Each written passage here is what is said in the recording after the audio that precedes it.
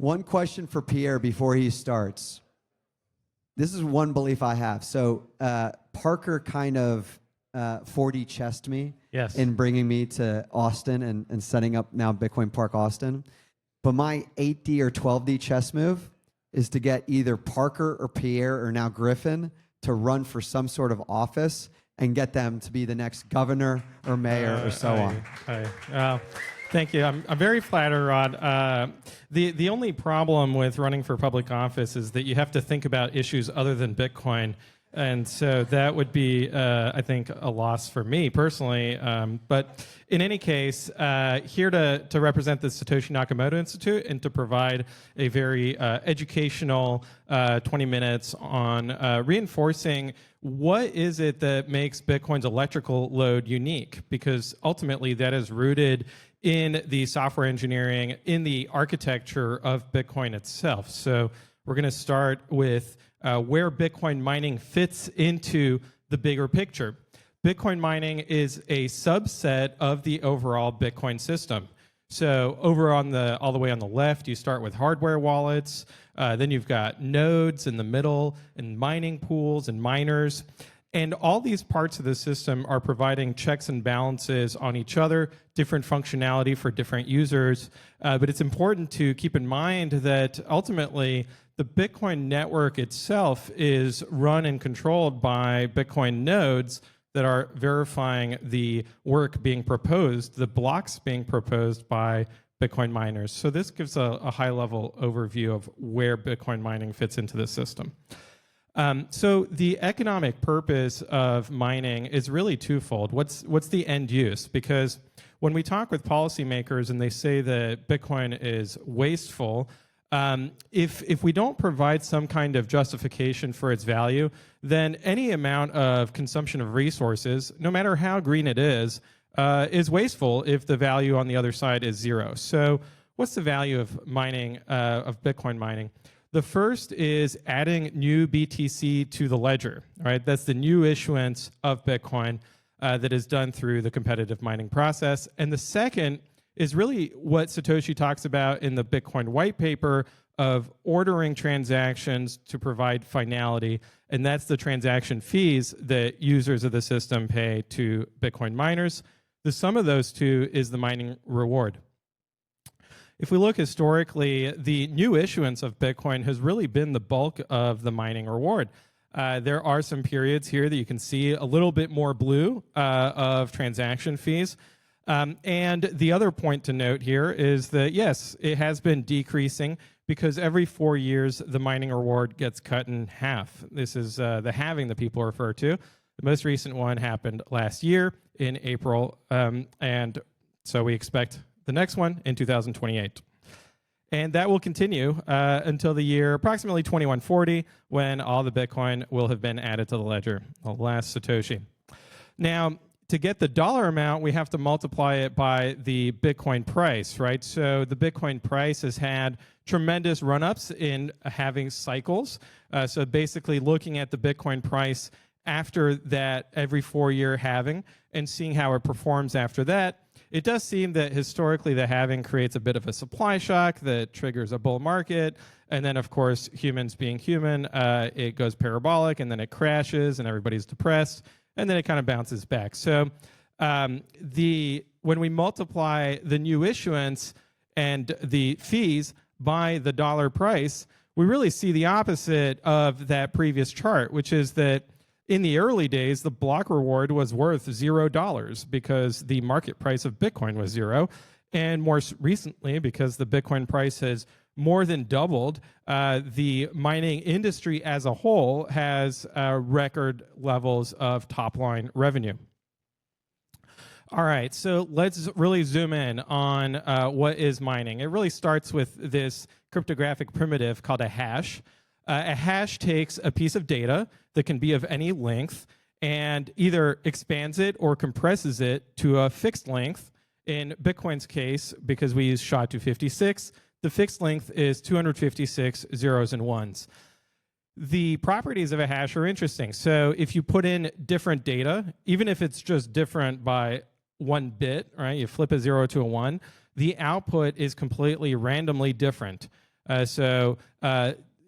Likewise, so the other part of it is it's deterministic. So if you put the same data through the same hash function, you're going to get exactly the same output.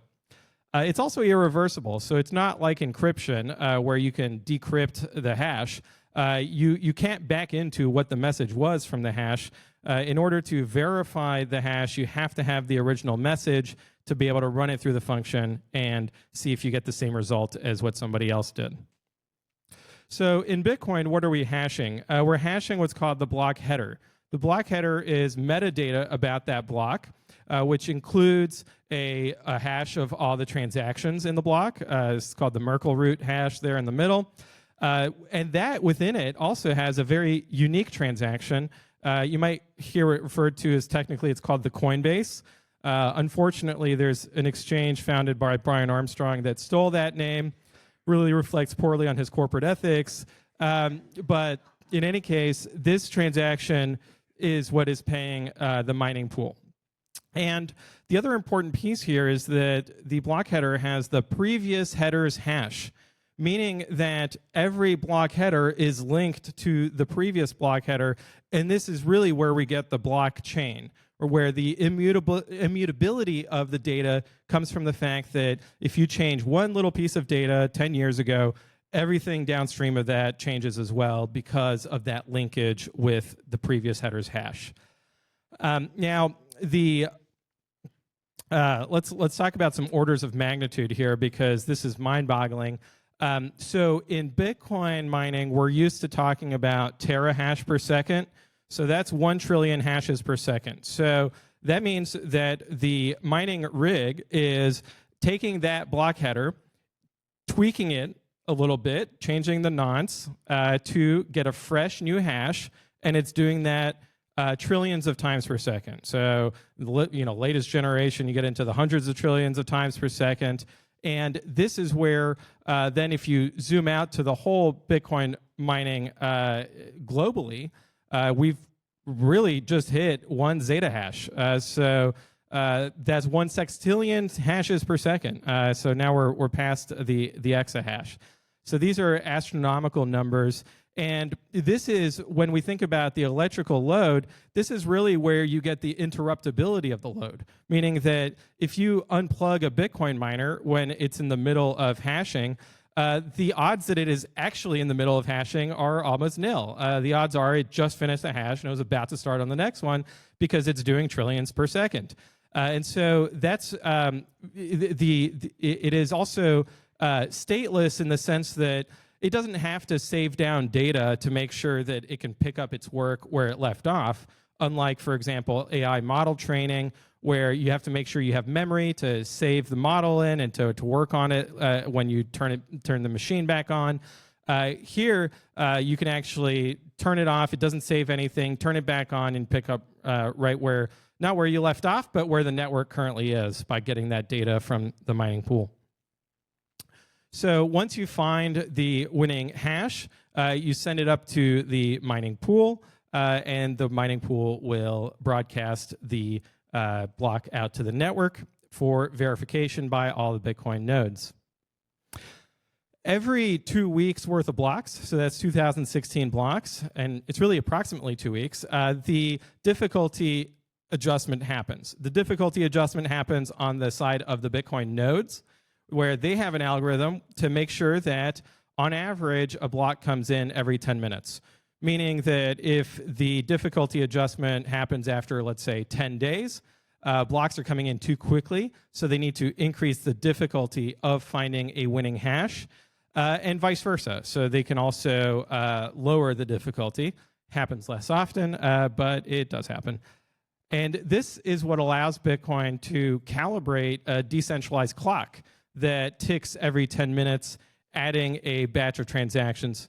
And now I say on average every 10 minutes, because sometimes you'll have 2 blocks within seconds of each other, and other times you might be waiting an hour for a block, but it all probabilistically will average out to 10 minutes after the difficulty adjustment. So when we think about the concept of what is proof of work, well, the proof is that you have 1 hash per block every 10 minutes, And the work is all of the trillions and trillions of hashes that were essentially discarded as not meeting the threshold to provide the proof. Now, some people will say, oh, isn't that wasteful? You've got proof of waste. It's, well, try running a lottery without having lots of losing numbers, right? It's a necessary feature of the system in order to have a decentralized mechanism for putting the new Bitcoin onto the ledger and for the transaction finality. The mining pools, there's always lots of concern about decentralization of mining pools or centralization of mining pools. Personally, I think that the feature of the system is that it's very anti-fragile, meaning that if a mining pool misbehaves, then all of the network participants have an incentive, and all the mining rigs have an incentive to find a mining pool that is correctly behaving. So once the mining pool has that winning hash, it sends it out to the nodes. The nodes verify all of the properties to make sure that it's following the Bitcoin protocol rules. It looks at the block height to make sure that the Bitcoin miner is not paying themselves too much based on how many halvings have occurred. It makes sure that the difficulty is, or that the hash is meeting the difficulty target or below it. And once all of that's done, it can add all of those transactions to the ledger, which you can think of in two parts. There's the blockchain that has all the transactions, and then there's the UTXO set, which is really a snapshot of Bitcoin's balance sheet, right? What are the balances of all the users currently? And so those are the unspent transaction outputs. So looking at getting closer to the electrical engineering side here, the way that the mining industry looks at efficiency is joules per terahash. So how much electricity does it take to generate 1 terahash? And you can see that back in 2017 with an S9, it took 98 joules to generate 1 terahash per second. Now, today, it's down to 12. So in those 7 years, you can see that due to advances in the semiconductor technology of the ASICs, the efficiency of mining rigs has increased tremendously. Researchers at Coinmetrics were able to take a look at the winning hashes and actually fingerprint them to what mining rig produced that winning hash. And so that way they're able to back into what is the relative market share of all the mining rigs on the Bitcoin network. And so this gives us a chart here showing the historical dominance from 2022 of the S19 model and the new models starting to gain market share on them. So the Bitcoin mining industry in many ways has to constantly be reinvesting to upgrade machines to the latest efficiency or to find ways to deploy inefficient miners in contexts that the economics work because maybe they have free electricity or something like that.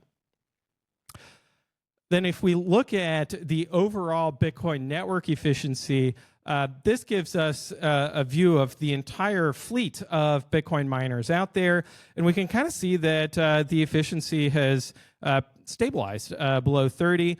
So this, I think, reflects the where we are in the upgrade cycle for Bitcoin mining rigs.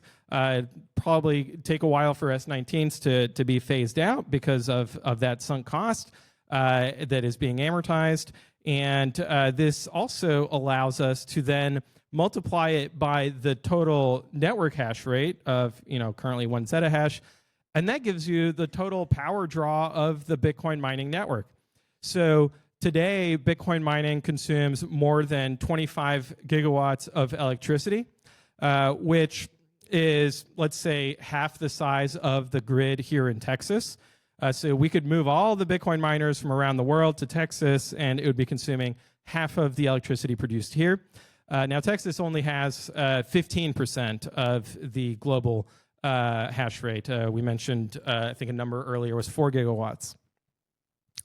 Okay, so then we can look at multiplying the electricity consumption, looking at the electricity consumption and the marginal revenue per megawatt hour. So this is how many dollars does a megawatt of any given mining rig earn.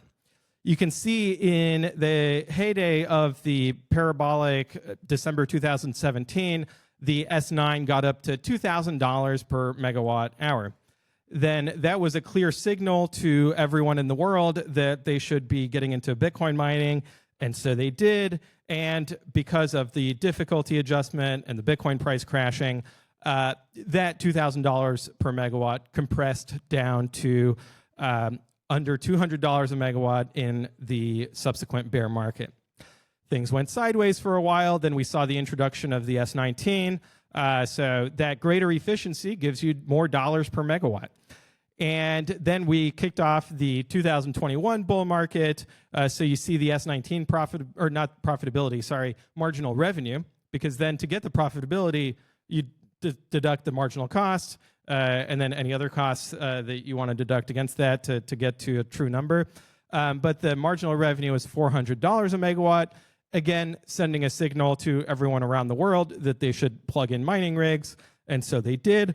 And the revenue, again, compressed down below $200 a megawatt. Now let's zoom in here on the right. So in 2024, you see that spike in the drop in the middle there, and that was the Bitcoin halving. The spike happened because there was a bit of a competition from transactors to get into that halving block, because it's a fun special block you get to tell your great-grandchildren about, that I had a transaction in there and I paid a very high fee to get in there. And after that cleared, the mining revenue per megawatt decreased by half, right? And then you see here the introduction of the S21. So the S21 is currently the most efficient model that is north of $150 per megawatt. How are we doing on time? Let me see here. All right. Oh, thank you. I should. Okay, perfect. This number looks volatile, right? But it's actually a very stable number if we compare it to the cost side, right? So I'm looking at the revenue side. If we look at the cost side of the real-time price of electricity, that is and can be very volatile, more volatile than the Bitcoin price. This is August of 2023. Who was here in August of 2023? It was a very hot month after a very hot summer. And the electricity producers here in the state were running on fumes. And so every evening as the sun set and the solar ramped down, we would sometimes get text messages from ERCOT saying, hey, there's a conservation alert. Turn off your AC. It's 110 degrees outside. So you can see here in red the price of electricity on the real-time market spiking above the marginal revenue for a Bitcoin miner, which is that black line, meaning that they have a natural incentive to curtail, to turn off due to free market signals. And so this really shows that when we look at the flexibility of Bitcoin mining rigs from an electrical perspective, combined with their flexibility from an economic perspective, because their break-even is below how high the price of electricity can go in scarcity conditions, that it's a really good relationship with the grid. Here, this chart shows what's the electricity price by percentage of the month. So you can see in August 2023 here in the middle, that was the toughest month, where electricity prices in red are in scarcity conditions. But if you look at the shoulder months on the left and the right, you can see that there's more than 50% of the time that the electricity price on the real-time market is between $0 and $20 per megawatt. And as I mentioned earlier, if we assume that the break-even's around $100 a megawatt, that gives you a nice profit margin as a Bitcoin miner. So it's not just that Bitcoin miners can turn off during scarcity conditions, it's also that they can absorb all of this excess supply that is present when the temperature outside is 70 degrees and the sun is shining and the wind is blowing and there's just too much electricity on the grid, sometimes so much so that the price of electricity is negative. You see in purple there, get down to negative 35 due to tax credits. Now, if we zoom out to a wider set of months, you can see here, this looks at what percentage of the month would you have turned off if you had an S19.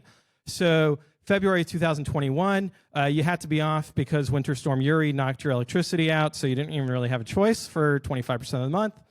And then in August of 2023, you see here that economically, you were incentivized to have your mining rigs off 20% of the month, but that's not the case the rest of the year, right? You're below 5% needing to curtail. So this just shows the stability of ERCOT's market share in Bitcoin mining, that it's approximately 15%. And we're done right on time. So thank you for joining us today. Hope you enjoyed the educational. Now, if you're interested in continuing your Bitcoin education journey, please go to the NakamotoInstitute.org and keep reading, keep learning. It's a deep rabbit hole. Thanks, Rod.